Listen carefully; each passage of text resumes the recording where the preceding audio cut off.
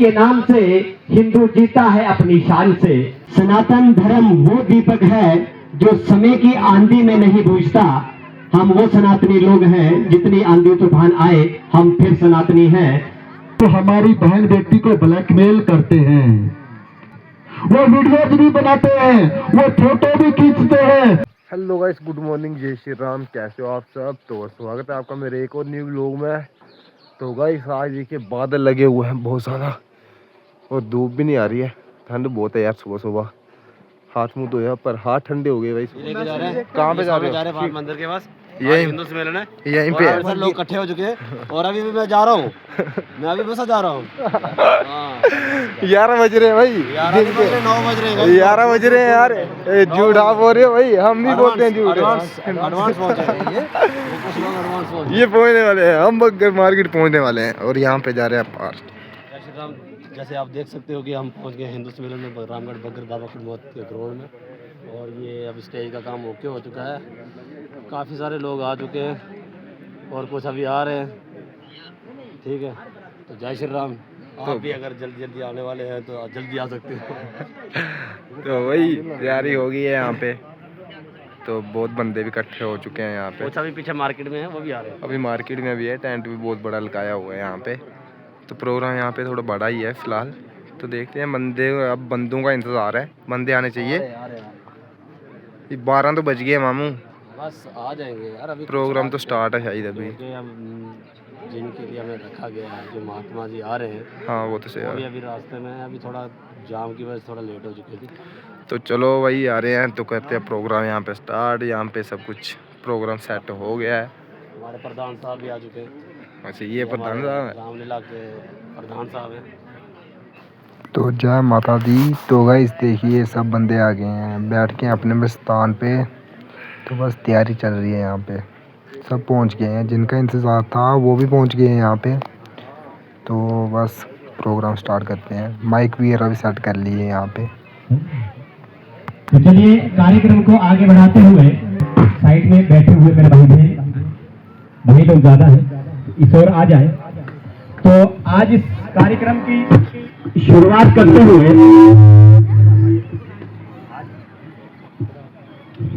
हिंदू सम्मेलन पे कुछ पंक्तियां कहेंगे। इस कार्यक्रम की शुरुआत माननीय श्री कुलदीप जी लेक्चर आपके बीच में आएंगे और समय मात्र 5 मिनट का रहेगा और हमारा वो कुछ मार्गदर्शन करने के बाद अपनी वाणी को विराम देंगे। भारत माता की, भारत माता की, सनातन धर्म की, सनातन धर्म की। मैं कहूंगा गर्व से कहो, आपने कहना हम हिंदू हैं।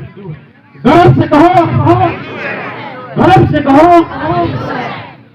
साथियों, आपको पता ही है कि आज ये दूसरी बार हिंदू सम्मेलन हमारे यहाँ पवित्र भूमि पर होने जा रहा है। बड़ी खुशी की बात है कि इस तरह के कार्यक्रम हमारे यहाँ भी प्रस्तुत होने लगे हैं। पहले शायद हम लोगों में इतनी जागरूकता नहीं थी इन चीजों को लेकर, कुछ समय से ये चीजें जो है हमने थोड़ी थोड़ी आने लगी हैं और ये बड़ी खुशी की बात है। आप सभी इसी के मुबारक के पात्र हुआ।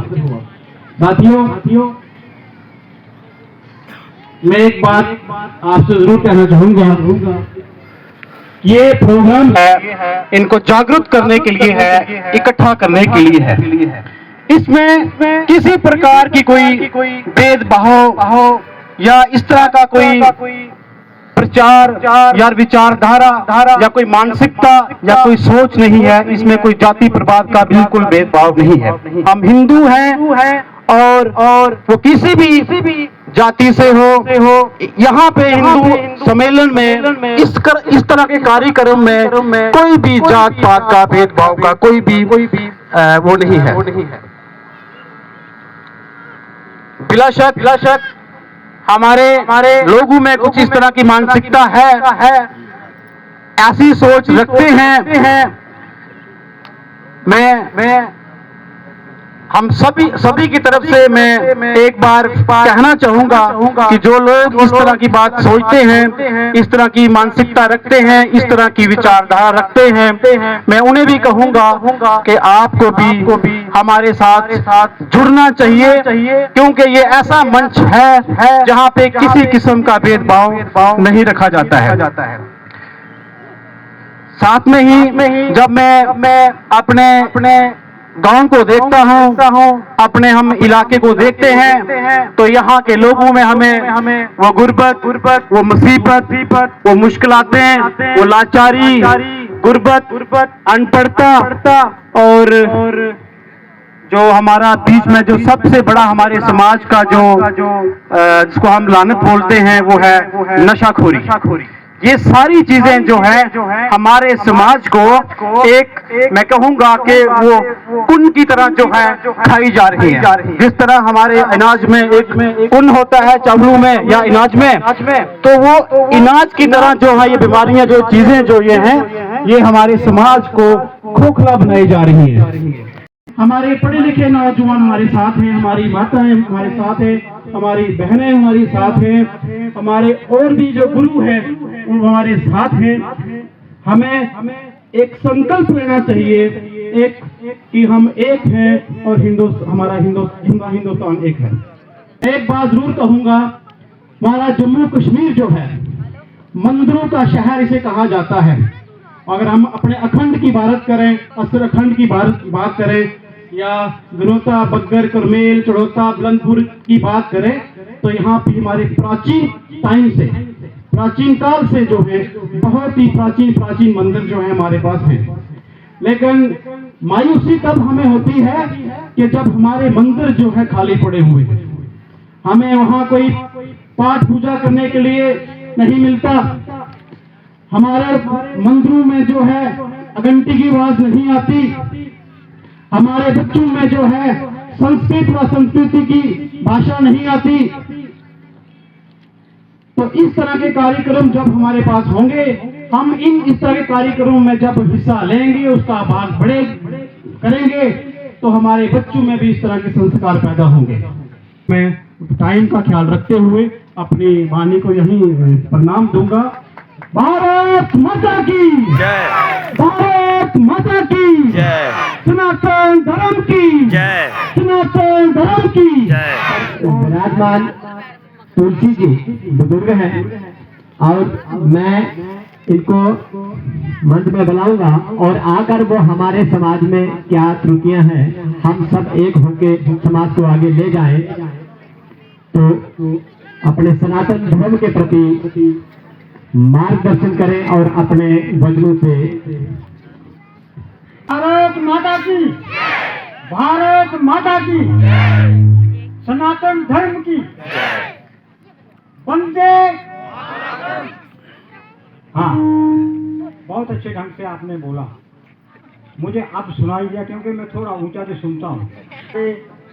इस प्रोग्राम का आयोजित हुआ है, वो भी कहाँ, हमारी इस रामगढ़ की पावन भूमि में।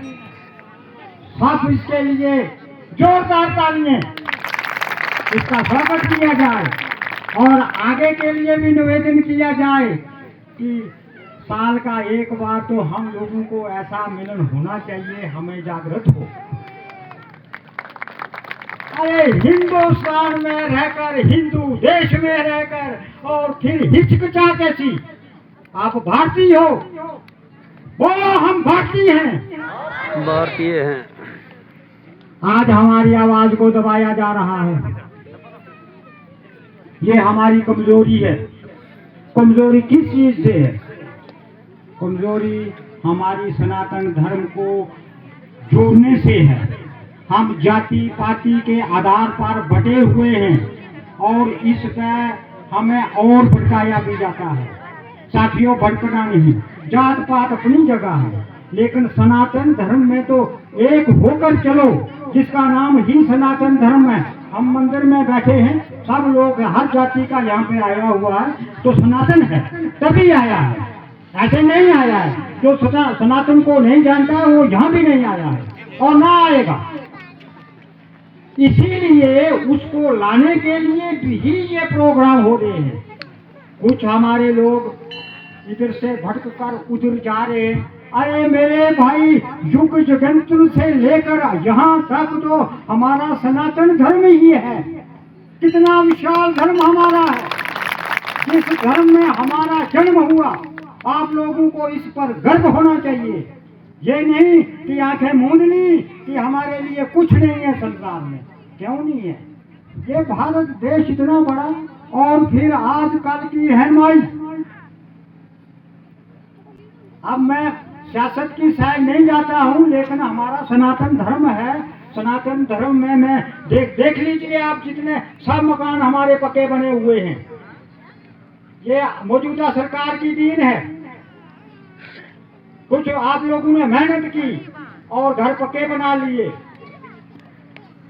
सनातन धर्म ये कहता है, आजकल का युवा हमारा ये बैठा हुआ है, ये गलत नशे में मुब्तला होता जा रहा है। अरे इसको रोक टोक करो। कम से कम आजकल वो चला कोई चिट्टा नशा, मैं तो जानता नहीं हूँ, ना मैं बीड़ी सिगरेट पीता हूँ भाई साहब, और ना मैं उनको जानता हूँ, लेकिन मैं टीवी में देखता हूँ। फैक्ट्री के पैकेट जो है वो जब्त होते हैं।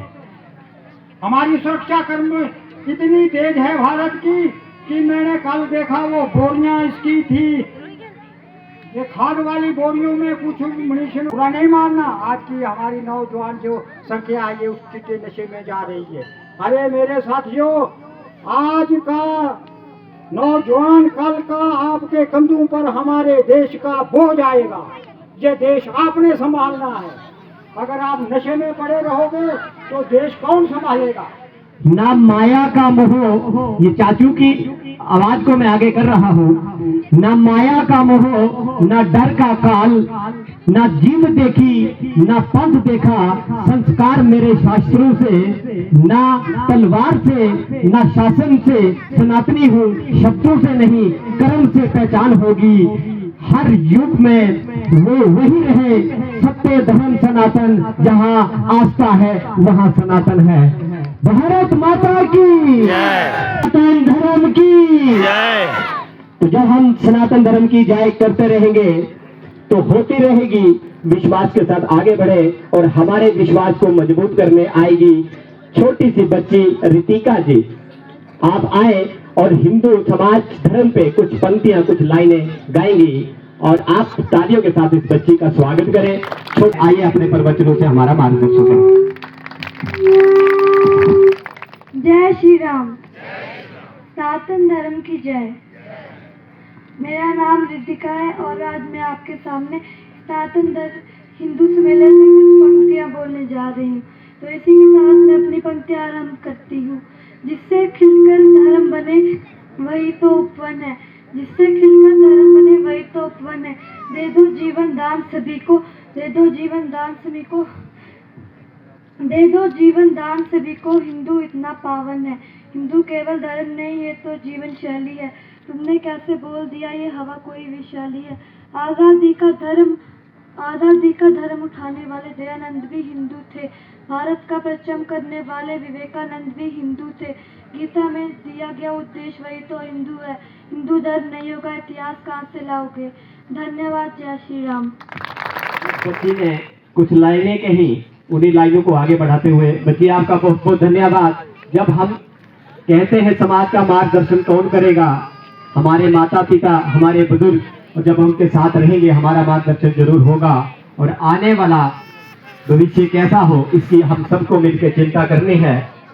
बेटी कहती है कि हम वो सनातनी हैं, दुश्मन कामते हैं राम जी के नाम से, हिंदू जीता है अपनी शान से। वो जीता आया है, वो जीता रहेगा, यह है हिंदू समाज। तो अगले कार्यकर्ता हमारे बीच में, जिनको सुनने के लिए हम बहुत उतावले हो रहे हैं, माननीय श्री सुनील जी, आप सेवा भारती का कार्य देख रहे हैं, आप डोडा से हैं और आज आप मार्गदर्शन करेंगे इस कुड़मत नाग देवता की पवित्र भूमि में। भारत माता की, बाबा कुर्बतनाथ की जय। सनातन धर्म की। और मैं आपको बधाई देता हूं कि आपने अपना कीमती वक्त निकाल के इस हिंदू सम्मेलन में आए हैं। इसके लिए भी मैं आपका बहुत बहुत आभारी हूं। मैं आपसे एक सवाल पूछना चाहता हूं, हाथ खड़े करें। आप में से कितने हैं जिन्होंने राष्ट्रीय स्वयं सेवक संघ का नाम नहीं सुना है? बदकिस्मती के हमारे लिए। आरएसएस 1925 में 25 सितंबर 1925 में शुरुआत हुई थी। डॉक्टर हेडगेवार जी थे जिन्होंने इस संघ की शुरुआत की थी। और इस पिछले साल 2025 पिछले साल 25 में विजयदशमी के दिन संघ के 100 साल पूरे हो गए।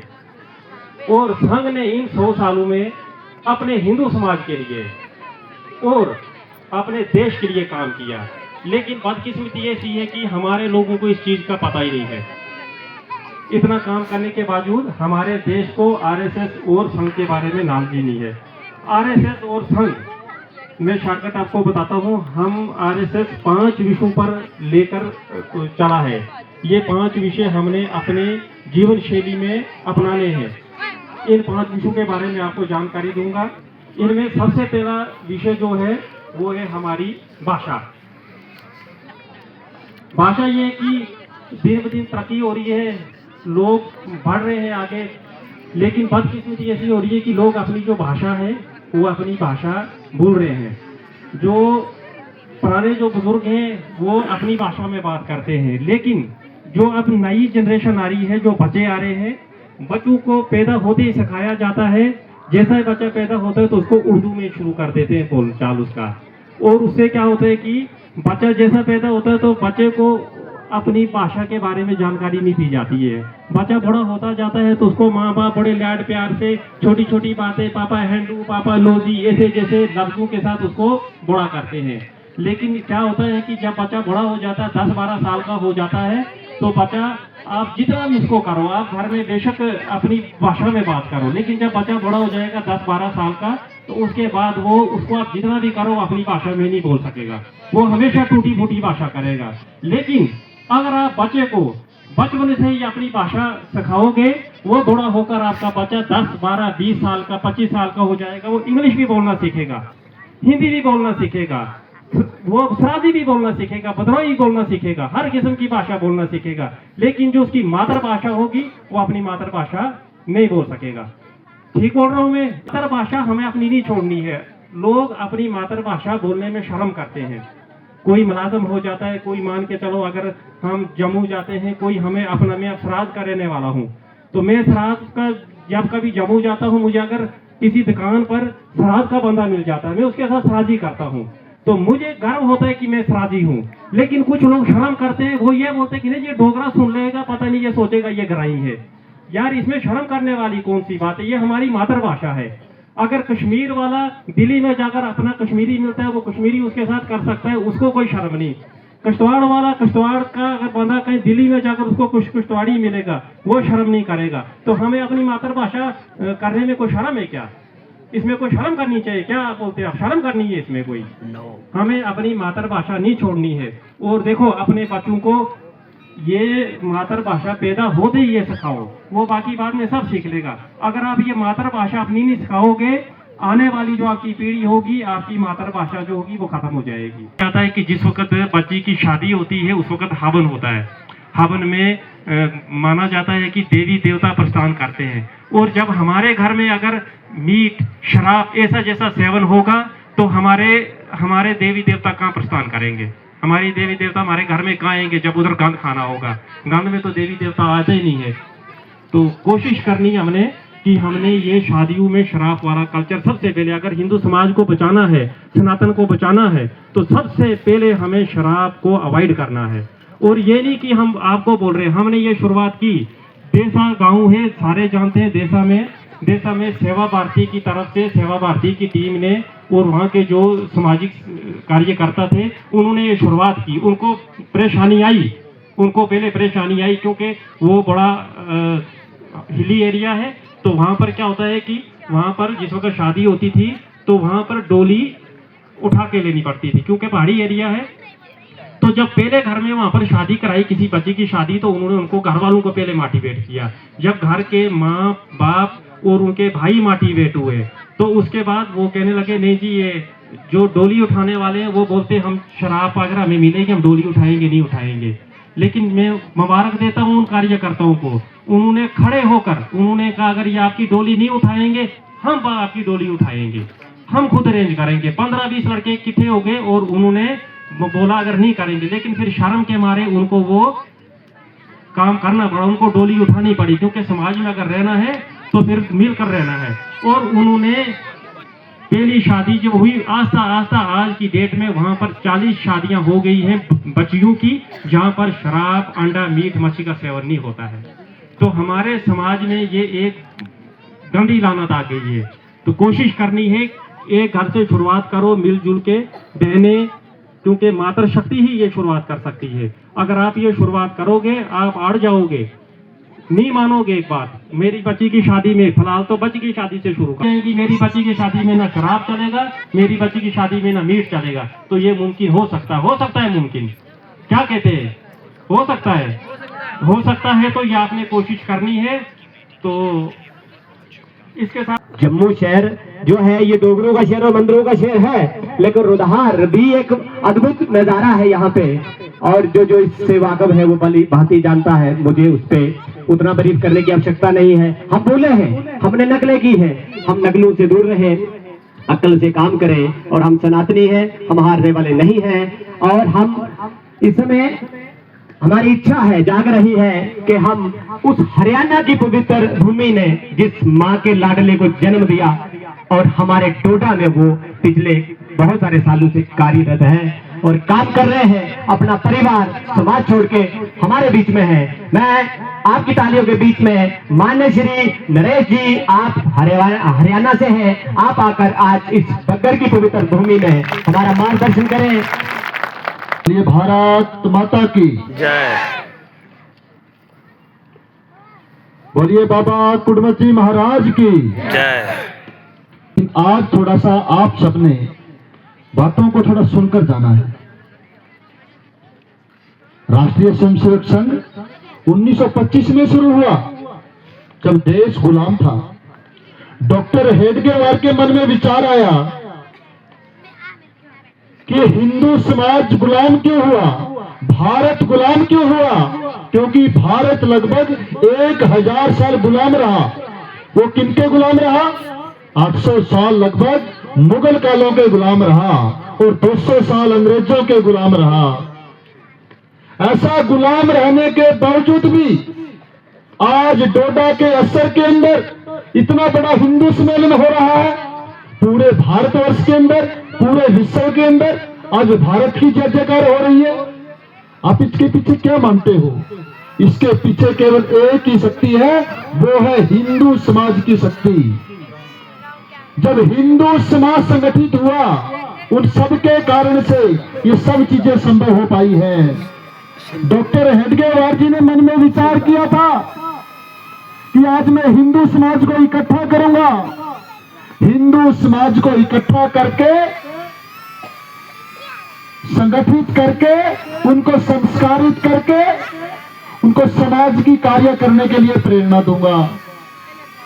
आप थोड़ी मन में कल्पना करके देखिए, आज से 70 साल पहले डोडा में क्या होता होगा, 100 साल पहले क्या होता होगा। ये देश 1000 साल गुलाम रहा है।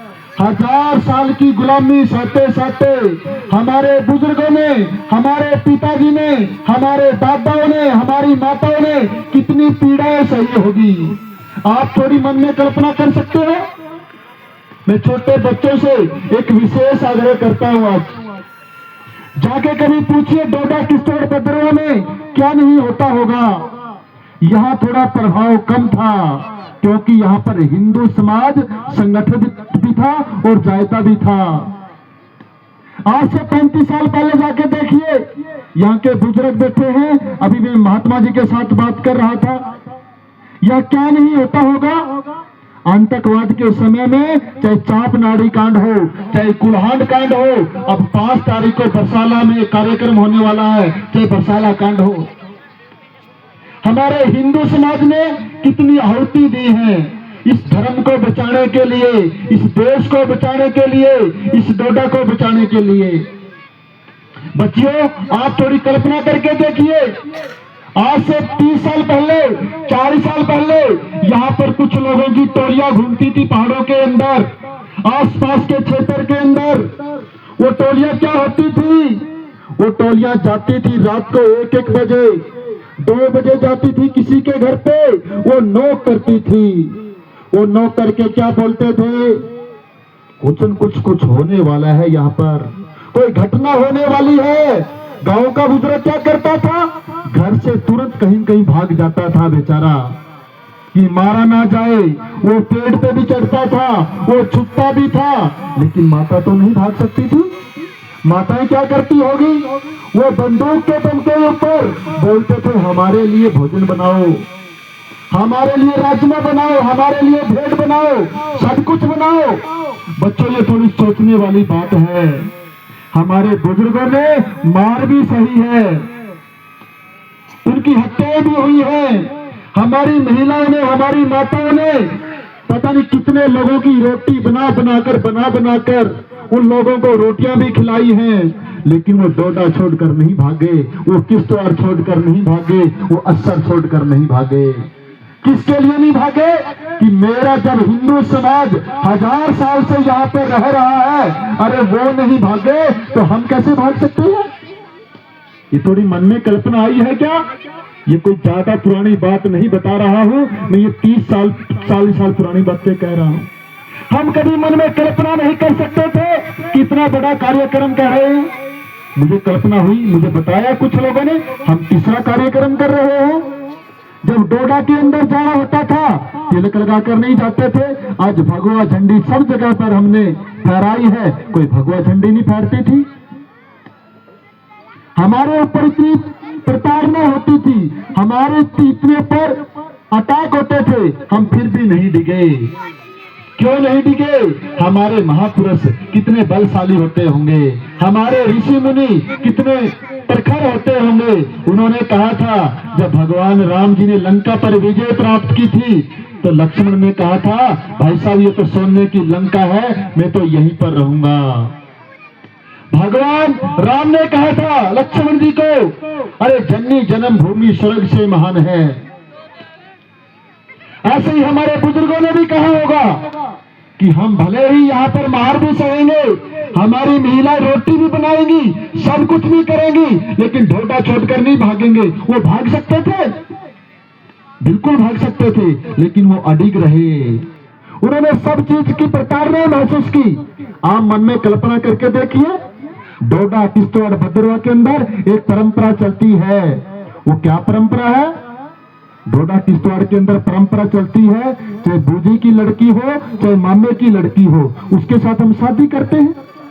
लेकिन जम्मू के अंदर ये परंपरा नहीं है। आप मन में कल्पना करके देखिए, हमारे बुजुर्गों ने ये परंपरा क्यों शुरू की होगी? ये कभी सोचा है क्या? ये मन में आया है क्या कि क्यों परंपरा हुई है? डोगरों में तो नहीं है, हरियाणा में तो नहीं है, उत्तर प्रदेश में तो नहीं है। हमारे बुजुर्गों ने परंपरा इसलिए शुरू की, हमने डोडा छोड़कर नहीं भागना। जब हम हमारी बेटी की शादी आज से 200 साल पहले जम्मू में करते थे, लेकिन जम्मू वालों को बोलते थे, अरे हमारे भी शादी कर दो। जम्मू वाले बोलते थे, उधमपुर वाले बोलते थे, अरे भाई लोग, आप लोगों को कब यहाँ से पलायन करना पड़ जाए, आप लोगों को कब भागना पड़ जाए डोडा छोड़कर, हम अपनी बेटी को नहीं देंगे यहाँ पर। हमारे बुजुर्गों ने कहा, 200 साल पुरानी बात कह रहा हूं मैं ये। हमारे बुजुर्गों ने कहा, ऐसा तो हमारी हिंदू बेटी यहाँ पर कम हो जाएगी, हिंदू जनसंख्या कम हो जाएगी, तो क्या करना पड़ेगा? पूरा गांव बैठा, पूरा डोडा बैठा, पूरा किश्तवाड़ बैठा। उन्होंने योजना बनाई, क्यों ना हम ऐसी परंपरा शुरू कर लें। किसके लिए? अपने डोडा के लिए। किसके लिए? अपनी मातृभूमि के लिए। क्या? जननी जन्म भूमि स्वर्ग से महान है, इसके वास्ते ये तन है, मन है और प्राण है। में गया, देसा के कुछ गांव में गया, मैं ठाठरी के कुछ गांव में गया, कुछ लोगों ने वहां पर हलाल खाना शुरू कर दिया। मैंने पूछा कि हलाल क्यों खाता है हिंदू समाज? कह रहे कि वो 50 रुपए सस्ता मिलता है और झटका 50 रुपए महंगा मिलता है। अरे मैंने कहा कि अपने दादाओं ने, अपने परदादाओं ने जो परंपरा चलाई थी, हम उसके तरफ अब ध्यान नहीं दे रहे क्या? ये परंपरा क्यों शुरू हुई होगी? मैं जा गया था ठाठरी के अंदर, बोंजुआ गांव के अंदर। बोंजुआ में जैसे त्रिशूल लगाते हैं, त्रिशूल लगाकर कुछ लोग, गांव वाले लोग परिक्रमा लगा रहे थे, जैसे उसके डांस नृत्य करते हैं ऐसे ही कर रहे थे, जैसे हम सब लोग करते हैं। त्रिशूल लगाते हैं और चारों तरफ से परिक्रमा करते हैं। तो परिक्रमा करने के बाद उन लोगों ने मेरे सामने 8 बेटों को काटा झटके से। मैंने कहा कि ये परंपरा क्यों लागू हुई? अब तो हमने शाकाहारी बनना चाहिए, ये बनना चाहिए। उन्होंने कहा कि जो एक बुजुर्ग मिला मुझे वहां पर, उस बुजुर्ग ने मुझे कहा कि भाई साहब मेरी आयु 100 साल है, जैसे मेरी बुजुर्ग माता 100 साल की बैठी थी, अभी ऊपर भी आई थी। उसने मुझे कहा था कि मेरी जब 10 साल की आयु थी और जो मेरा दादा था वो 80 भेड़ें काटता था, हम तो 8 काट रहे हैं। मैंने कहा कि 80 भेड़ क्यों काटते होंगे? उन्होंने कहा कि हम यहाँ पर केवल 15% लोग हैं, 85% कौन लोग हैं? हमने उनके बीच में रहना होता होगा, तो हमने कुछ वैलिडिटी करनी होती है कुछ लोगों की। वैलिडिटी का मतलब 80 जब भेड़ें कटती थी तो 2 महीने तक कोई पर नहीं मारता था, कोई चुप, सारे लोग चुप रहते थे। वहां का लोग बोलता था, 80% लोग बोलते थे। अब हिंदू समाज का खून खोल चुका है। 2 साल तक वो घर से बाहर नहीं निकलते, 2 महीने तक घर से बाहर नहीं निकलते थे। ऐसे करके हिंदू समाज बचा है। एक परंपरा और बनी है अपने डोडा किश्तवाड़ भद्रवा के अंदर। आप थोड़ी मन में कल्पना करके देखिए, यहाँ पर परंपरा नहीं है, लेकिन डोडा के प्रत्येक क्षेत्र के अंदर परंपरा बनी है। यहां से भी थोड़ी परंपरा बनी होगी। हम गाय पालते हैं, गाय को माता कहते हैं, लेकिन जब गाय बच्चे को जन्म देती है, हम 25 दिन दूध को नहीं पीते। ये ऐसा करते हैं ना सब लोग? क्यों करते हैं जी? ये मन में आई क्या कल्पना कभी? पूरे भारतवर्ष के अंदर, पूरे जम्मू के अंदर तीसरे दिन दूध पीना शुरू कर देते हैं। यहां क्यों ऐसा करते हैं हम लोग? मैं बताता हूं क्यों करते हैं। आपने मलान पीर का नाम सुना होगा, किश्तवाड़ में पीर का नाम सुना होगा, आसपास के पीर का नाम सुना होगा। क्या करते थे? 25 दिन का दूध इकट्ठा करके उसका मक्खन निकालते थे। मक्खन निकालने के बाद उसका घी निकालते थे। इस डाइट के अंदर ये परंपरा कम है, लेकिन भैंस के घी को आप भी वहां पर मलान में देने जाते थे। क्या बोलते थे? वहां पर हमने घी नहीं दिया, वहां पर हमने मक्खन नहीं दिया, हमारी माल मवेशी के खराब हो जाएगी। ऐसी परंपरा थी ना जी, ऐसे लोग मानते थे ना। क्यों मानते थे? पुरानी परंपरा उन लोगों ने चलाई, क्योंकि हुकूमत की इन लोगों की होती थी। 1000 साल तक हुकूमत किनकी थी? उन लोगों की थी। उन लोग कहते थे डोडा किश्तवाड़ भद्रवा के लोगों को 25 दिन तक कोई गाय का दूध नहीं पिएगा। दूध नहीं पिएगा तो क्या करना पड़ेगा? इकट्ठा करिए, इकट्ठा करके क्या करिए?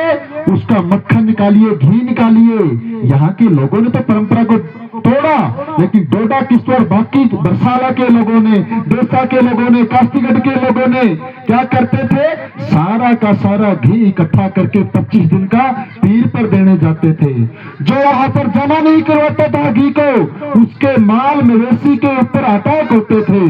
परंपरा बन गई, जो घी जमा नहीं कराएगा उसका माल मवेशी के अंदर गड़बड़ हो जाएगी।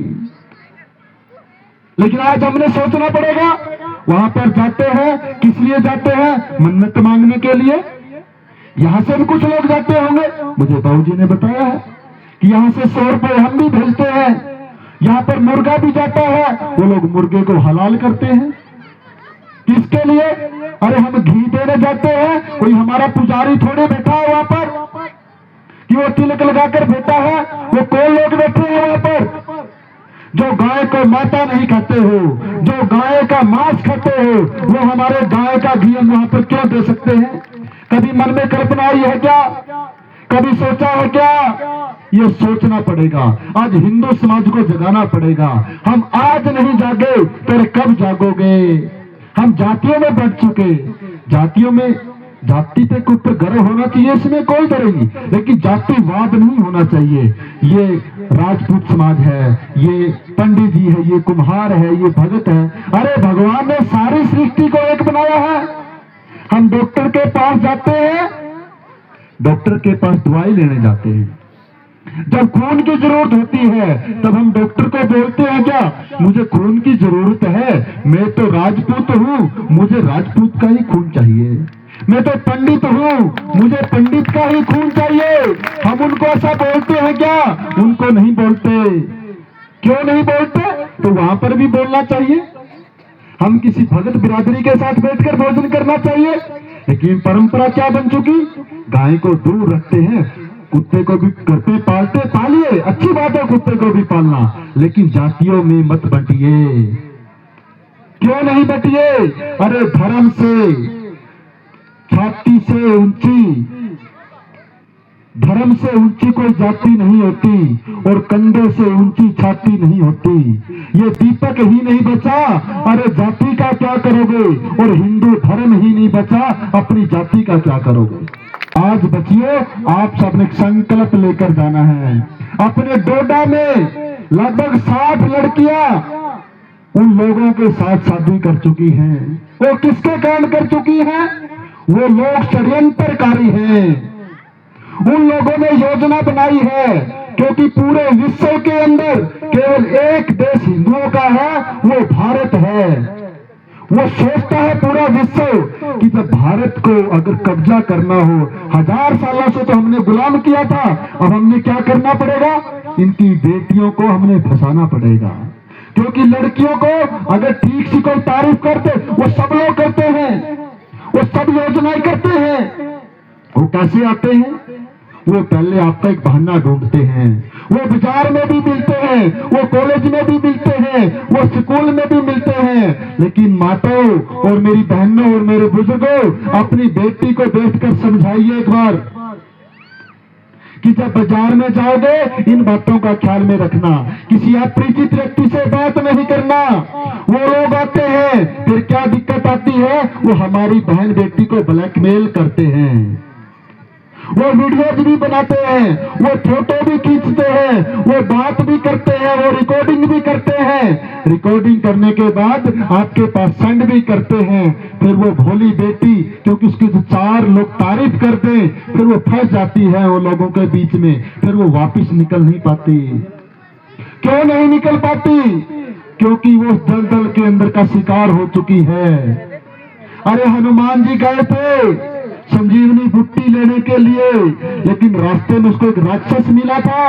राक्षस कौन सा राक्षस था? वो राक्षस था काल नेमी राक्षस, जो राम राम जप रहा था, वो सबको जप रहा था, लेकिन अंदर क्या था कि मैं इस हनुमान जी को मार गिराऊं। ऐसे ही अपने भारत के अंदर हर जगह पर एक काल नेमी राक्षस बैठा है। उनसे हमने बच के रहना है, अपनी बेटी को बचा के रखना है, क्योंकि उसके अंदर वही है। वो तिलक भी लगा कर आएगा आपको फंसाने के लिए, वो कलावा भी बांधेगा, वो ओम या जगदीश भी बोलेगा, वो हनुमान चालीसा भी बोलेगा, लेकिन आपको बाद में पता चलेगा कि ये तो मेरे धर्म का व्यक्ति नहीं था। वो सब षड्यंत्रकारी लोग हैं। आज आप सबको एक संकल्प लेकर जाना है। मेरी बहनों से एक विशेष निवेदन है।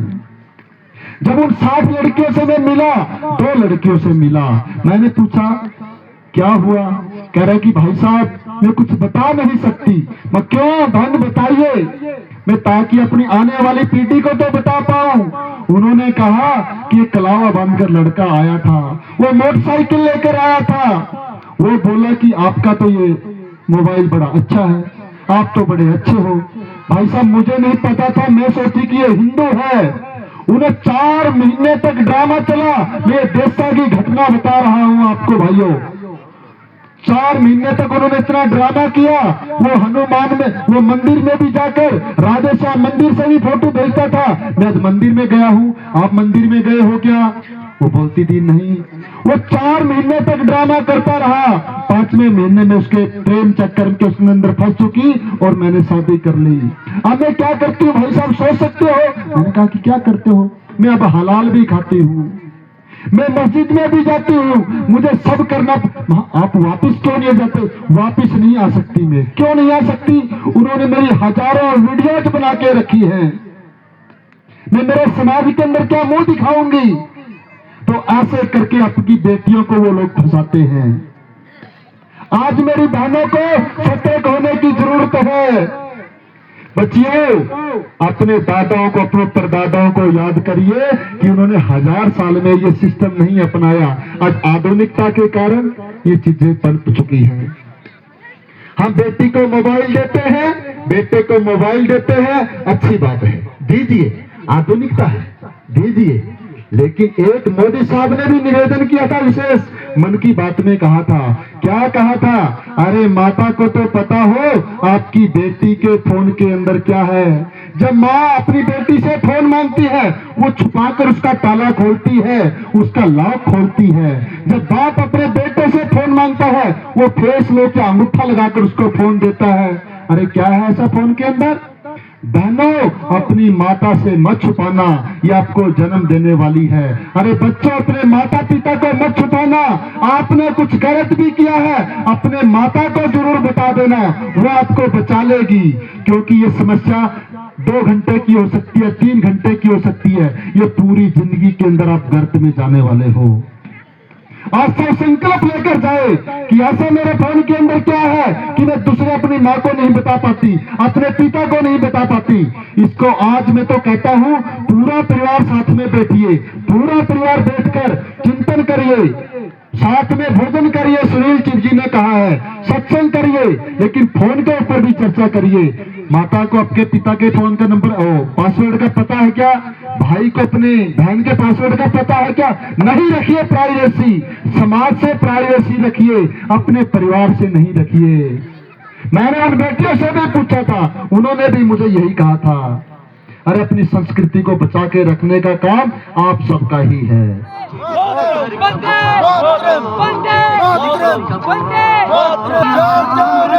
सनातन धर्म की, सनातन धर्म की जय श्री राम। साथियों, जैसे कि आज का प्रोग्राम हमारा जो कार्यक्रम था वो आज समाप्त हुआ। जो हिंदू सम्मेलन हमने आज प्रोग्राम रखा था, रामगढ़ बग्गर कुड़बुत बाबा के दरबार जो ग्राउंड है वहाँ पे, और काफ़ी ज़्यादा आनंद आया, बहुत ज़्यादा मज़ा। क्योंकि आज ऐसे लगा कि नहीं, हम हिंदू इकट्ठे हुए थे, एकजुट हुए थे। और जय श्री राम, जय सनातन की। बाकी सनातन धर्म की मेरे साथी जो बाकी कुछ कहना चाहिए आप ऐसे बोल सकता है भाई। हम यही कहते हैं कि हिंदू इकट्ठे हो, सारे हिंदू इकट्ठे रहो, हिंदू नारा है, हिंदू जगाना है, हिंदू जागो, यही टाइम है, हिंदू जाग जाओ। हिंदुओं की एकता होनी चाहिए। हम लोग का एक ही नारा है, हमने हिंदू जगाना, ये काम हमारा है।